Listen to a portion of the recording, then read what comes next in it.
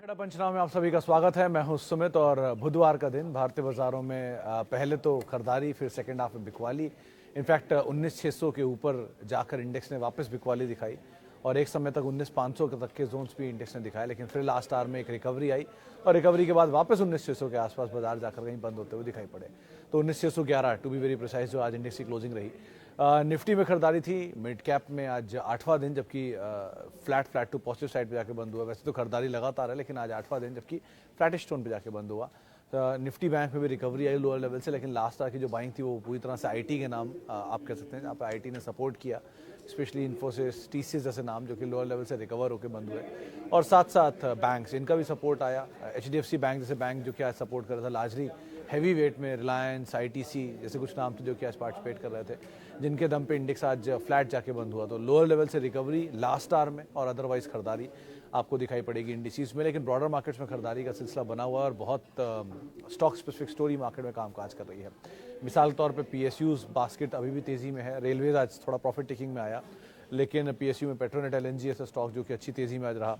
Paper में खरीदारी है, न्यू मतलब पेपर शेयरों में खरीदारी है।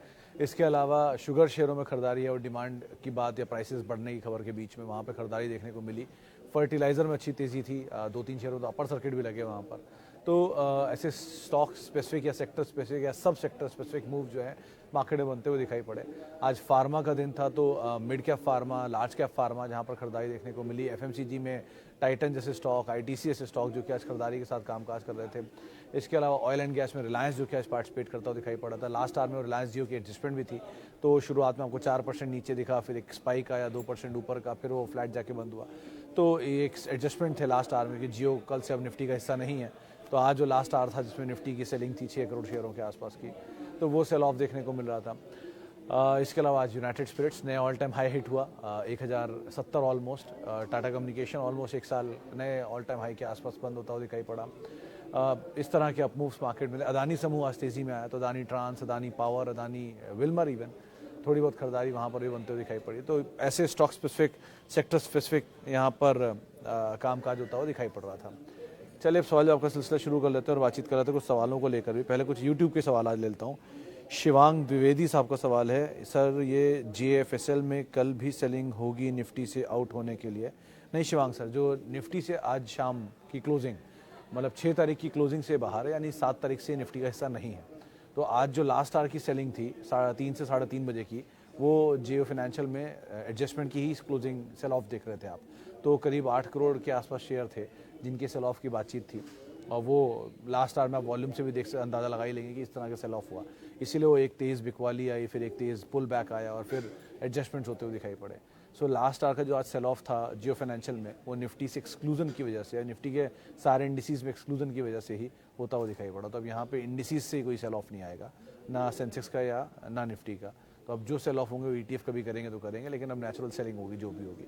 और इतनी बड़ी सेल ऑफ को ये ऑलरेडी कंज्यूम कर चुका है इस दाम पर, तो बहुत बड़ी सेल ऑफ की उम्मीद एटलीस्ट अब इंडेक्स फ्रंट पे तो नहीं लगा सकते।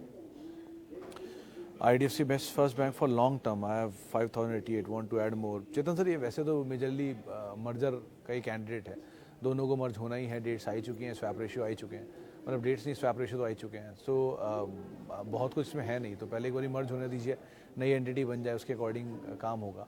बट जो हमेशा बात होती थी कि IDFC bank new HDFC bank, वो तो आप उम्मीद मत रखना। HDFC बैंक जैसा बैंक तो नहीं बनेगा, बट हाँ नई entity would be very strong enough, तो होल्ड तो आप कर ही सकते हो। मर्ज हो जाने दो, रेशियोज़ देख लो। मेरे ख्याल से इसमें स्वैप रेशियो के हिसाब से कुछ फेवर भी है IDFC बैंक के हित में है। शायद 16-17% का स्वैप चल रहा है इसमें, कोई फ्रेंड बता रहा था हाल फिलहाल में। तो उस लिहाज से भी आप इस पर नज़र रखना। But IDFC first bank otherwise hold है, गुड टू होल्ड है, कोई ख़राब ही नहीं इसमें होल्ड करने में। Okay, I have 50 SBI share at 610 and 50 bank of Baroda share at 200, what to do now? Abhishek sir, SBI के इसमें जहाँ आपने खरीदारी की है 610, 632 का ऑल टाइम हाई है जो मेरी याददाश्त कहती है, और 632 का ऑल टाइम हाई ब्रीच होने पे ही इसमें और बड़ी तेज़ी आएगी। बट हैविंग सेड दैट, आपने बैंक ख़राब नहीं चुना। SBI is one of the finest and best PSU bank, तो आप आराम से बने रहो, वो तो कोई इशू नहीं है इसके लिए। और रही बात बैंक ऑफ बड़ौदा, ये भी हमने बहुत ऊपर के लेवल पे लिया है। मैं एज्यूम करके चल रहा हूँ कि दोनों आपने लॉन्ग टर्म के लिए लिए हैं, दोनों लॉन्ग टर्म में तो बने रहो, बट दोनों में कंपेरेटिवली एसबीआई इज़ बेटर। तो क्योंकि वो ऑलरेडी बीटन डाउन है। हाँ, नीचे के लेवल पे आराम आराम से एवरेज करो कि क्वांटिटी इतनी नहीं है, लेकिन एवरेज जो होगा वो बड़ी क्वांटिटी में नहीं, 10-10, 15-15, 20-20 ऐसे करके आप एवरेज करते चलो, ताकि अगर नीचे आपको मिलता जाए तो आपका एवरेज भी नीचे आता जाए और आराम से आप उसे होल्ड भी कर लो। So it is a good bank to hold. और अच्छा बैंक, बढ़िया नंबर, बट वो है कि गोल्डन पीरियड जो था 4 क्वार्टर के नंबर का, 3 क्वार्टर के नंबर का, वो इसने दिखा दिया है। बट स्टिल निफ्टी का स्टॉक है, लार्जेस्ट प्राइवेट पीएसयू बैंक है, तो बने रहने में कोई प्रॉब्लम नहीं है, इसमें आप आराम से अपना समय दे सकते हो। ओके, इसके अलावा अब कुछ फेसबुक के सवाल कहाँ गए, उन पर भी बातचीत कर ली जाए। पहला सवाल, what about ICICI bank for next 3 to 6 months? 3 to 6 months I don't track market, but ICICI bank is a good bank otherwise to hold for long term. मतलब मुझे इसलिए याद है कि सन 2008 और फिर शायद 12 या 14, इन दोनों पे इनके 2 ओएफएस आए थे आईसीआईसीआई बैंक के, और वो ओएफएस नहीं, ओएफएस ही था, हाँ आई थिंक ओएफएस था, और उसमें उन्होंने डिस्काउंट पे ओएफएस लेकर आए थे और बढ़िया डिस्काउंट था उस समय पर। और उसके बाद जो ओएफएस के भाव थे वो दोबारा देखने को नहीं मिले, अपने नए ऑल टाइम हाई उसके बाद बनाए आईसीआईसीआई बैंक ने। सो बैंक वाइज तो ऑब्वियस बात है, अभी पार्टिसिपेशन है नहीं इतना, चाहे कोई बैंक ले, ना आईसीआईसीआई, ना एचडीएफसी बैंक, ना एसबीआई, इन तीनों का खास बड़ा पार्टिसिपेशन आया नहीं है, डिस्पाइट आईसीआईसीआई बैंक एक बार हाई हिट कर चुका है लेकिन फिर नीचे आ गया है। सो इंडियन ग्रोथ स्टोरी अगर आप प्ले करना चाहते हो तो बैंक्स को आप भूल नहीं सकते कभी भी। सो वो तो हिस्सा रहेंगे ही इसका, तो आप बैठे रहो आराम से, आप बढ़िया क्वालिटी बैंक लेके बैठे हो, एसआईपी बेस्ड बैंक, एसआईपी वे में आप इसको इन्वेस्ट करो। मतलब इंस्टेड ऑफ यस बैंक जैसे बैंक में एसआईपी करने के, आईसीआईसीआई बैंक जैसे बैंक में एसआईपी कर लीजिए, वो ज़्यादा बेटर आपको पैसा बना के दे देगा with time. Okay, Adani power 175 share 48 रुपये की बाय, 48 अदानी पावर तो बहुत पुरानी बाय लग रही है, और लेमन ट्री 40 रुपये की बाय, दोनों में बने रहो सर, क्या ही इसमें अब खोने के लिए आपके पास बचा है। एटलीस्ट अदानी के इसमें तो अब नंबर आने शुरू हुए हैं, ठीक, तो अभी तो अब बने रहो, मतलब आज भी 450 रुपये मैंने दाम, जहाँ तक मेरी याददाश्त कह रही है 448, 450 रुपये दाम देखा था, तो बने रहो, 10 टाइम तो आपको ऑलरेडी मिल रहा है। और अगर आपको लग रहा है कि नहीं मैं बिल्कुल रिस्क नहीं लेना चाहता, तो 15 शेयर 10 शेयर ही बेच दो, आपका तो कैपिटल ऐसे ही निकल आएगा, तो कैपिटल तो फ्री ही है ऑलमोस्ट आपके लिए, बने रहो। और लेमन ट्री भी, इनफैक्ट ये इंडियन होटल के बाद लार्जेस्ट नंबर ऑफ होटल्स इन्हीं के हैं। एक इंटरेस्टिंग फैक्ट मैं क्योंकि पढ़ रहा था तो मुझे याद आ गया, वरुण बेवरेजेस जो कंपनी है, तो वरुण बेवरेजेस के जो पेरेंट हैं आरजे कॉप, जिनके अंडर में दोनों कंपनियां आती है, देवयानी भी और वरुण भी, तो आरजे कॉप की करीब करीब 4% होल्डिंग है लेमन ट्री में, और वो बहुत समय से उसे होल्ड कर रहे हैं। उनकी होल्डिंग मेदांता में भी है और लेमन ट्री में भी है, वो होल्डिंग इसलिए वो इंटैक्ट कर रखे हुए हैं कि उनको प्रॉस्पेक्ट दिख रही है दोनों कंपनियों में। सो आप आराम से बने रहो, ऐसे कोई ख़राबी नहीं है, दोनों कंपनियां अच्छी हैं और आपके भाव भी बहुत नीचे के हैं, तो आपको कोई दिक्कत नहीं है। आप किसी और धंधे को देखो, ये तो फ्री के ही शेयर है, इनको तो छोड़ ही दो आप। Good pull back in IB real and Spencer, हाँ ये बात तो सही है मनीष जी, आज आईबी रियल, आज स्पेंसर में अच्छी तेज़ी थी, 12% तक चला एक समय पर, वो 74 रुपये पर आमतौर पर टकता है, देखते हैं ये रेजिस्टेंस बारी पार होता है कि नहीं होता, लेकिन हाँ तेज़ी तो आई है।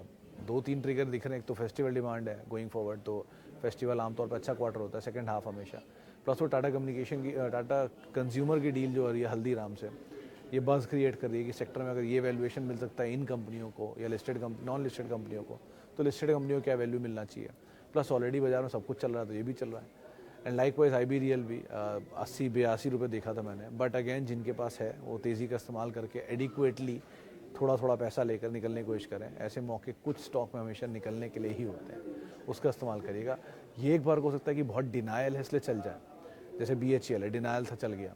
सो अगर डिनाइल पे चलना शुरू हो तो फिर तो कहीं भी जा सकता है, 150-200 भी हो सकते हैं, बट उसका एक ही सोल्यूशन है कि जहाँ आपके कैपिटल से ऊपर निकलना शुरू हो, थोड़ा थोड़ा आप कैपिटल निकालते रहो, फ्री के शेयर छोड़ते जाओ, वो जहाँ पर जाए फिर तो फ्री का ही है।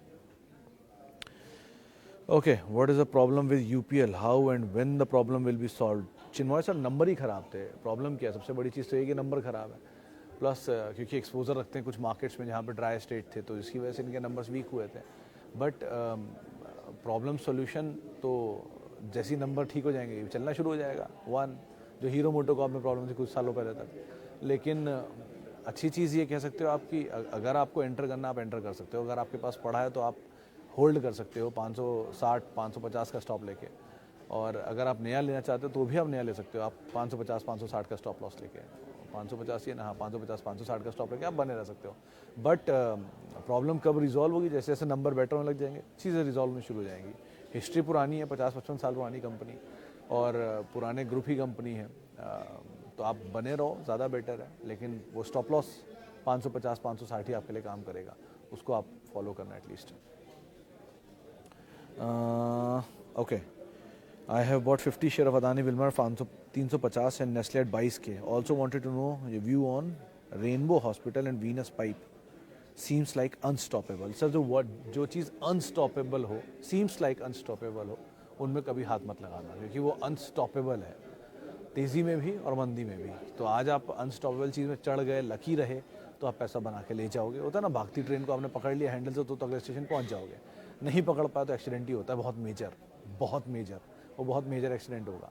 सो अनस्टॉपेबल चीज़ के साथ ये रिस्क हमेशा एसोसिएटेड रहता है। अगर आप उसके लिए तैयार हो, आपको लगता है कि नहीं ये लाइफ टाइम अपॉर्चुनिटी है, मौके कभी नहीं मिलेंगे, जो आमतौर पे मार्केट में नहीं होता, लेकिन अगर आपको लगता है तो ठीक है, आप जाओ, कोई इशू नहीं है। फिर तो क्वालिटी एक तरफ आपने ले रखी है नेस्ले जैसी। नेस्ले अगर आपको कहीं नीचे मिलता रहे आपकी एवरेज कॉस्ट से, तो आप आराम से उसको 1-1 2-2 5-5 शेयर करके ऐड करते रहो।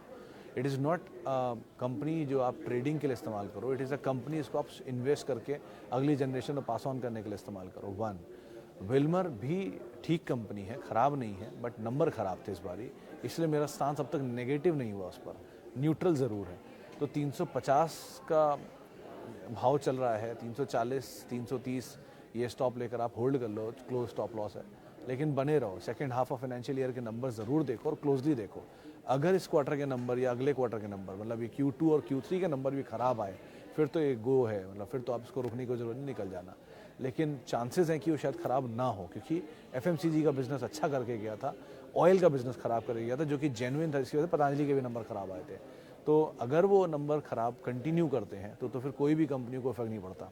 लेकिन अगर नंबर ख़राब नहीं करते हैं तो आप आराम से बने रह सकते हो।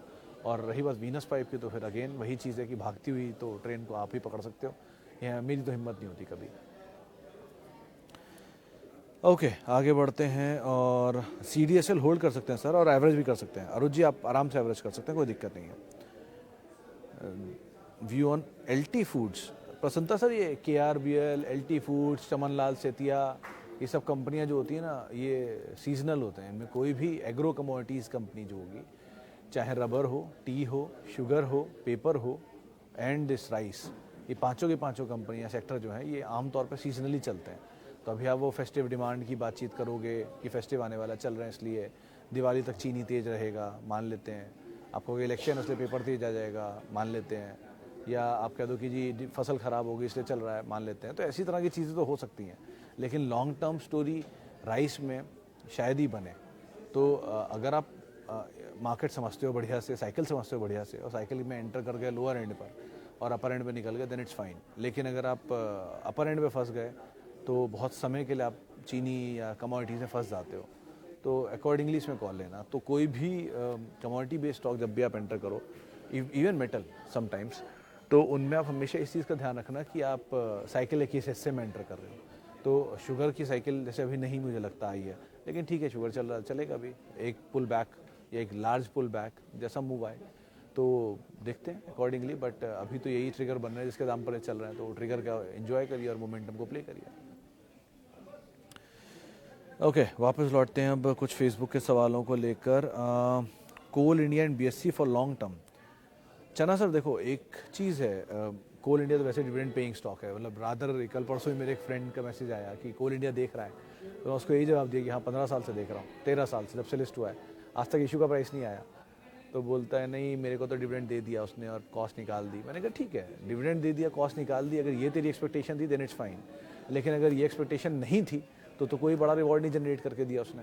तो शायद मतलब सन 2011 अगस्त में कोल इंडिया देश की सबसे बड़ी कंपनी बनी थी, उसके बाद से वो दिन आज तक नहीं आया, और वो भाव भी कभी नहीं आया जो कोल इंडिया ने दिखाया। बिना स्प्लिट बोनस के ये दाम आप देख रहे हो, मेडन दाम है इसका। तो डिविडेंड पे ऑफ के लिए बढ़िया कंपनी है, मोमेंटम बढ़िया मिल रहा है, आप एंजॉय करिए। देश की लार्जेस्ट कोल कंपनी तब भी थी, देश की लार्जेस्ट कोल कंपनी आज भी है।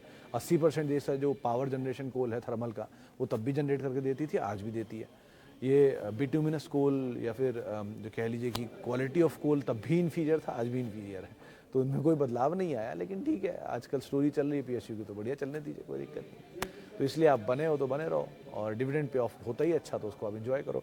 और रही बात आपकी दूसरी पोजीशन की बीएससी की, तो हाँ वो एक खबर चली है ना कि बीएससी में मर्जर होगा। वो मर्जर नहीं है, पहली चीज़ एक यूनिफाइड लाइसेंस होगा, एक एक्सचेंज होगा, उसकी अगर आप लाइसेंस ले लोगे तो एनएससी बीएससी दोनों के लाइसेंस आपको मिल जाएंगे। क्योंकि अगर वो मर्जर होगा तो सिचुएशन बहुत अलग होगी, क्योंकि मर्जर होते ही एनएससी और बीएससी का मर्जर होना मतलब उनके दाम सेम देना, तो एनएससी का आईपीओ चला जाएगा, ऐसा कुछ नहीं हो रहा। इसलिए तो ये सिर्फ यूनिफाइड लाइसेंस देने की बात है, जिसको दो एक्सचेंज के मर्जर की कहानी बना लिया है। सो आप इसको ऐसे समझें, तो BSC on otherwise on good to hold है, बट चला बहुत है। पहले वो एडजस्टमेंट से पहले चला, फिर एडजस्टमेंट हुआ, फिर दोबारा चल के 12 साढ़े 1200 आ गया। सो चला बहुत है। तो अगर आपको पैसा बन रहा है तो पैसा थोड़ा सा आप निकाल लेना, कैपिटल अपना प्रोटेक्ट कर लेना, और बाकी टाइम में आप बने रहो। दो कंपनी अच्छी है, बट चला है तो थोड़ा रिस्क रहता है हमेशा। अपार इंडस्ट्रीज करंट लेवल पे ऐड करना चाहिए कि 2880 की बाइंग है सर, 2880 की बाइंग, और 4800 आज मैंने देखा था दाम।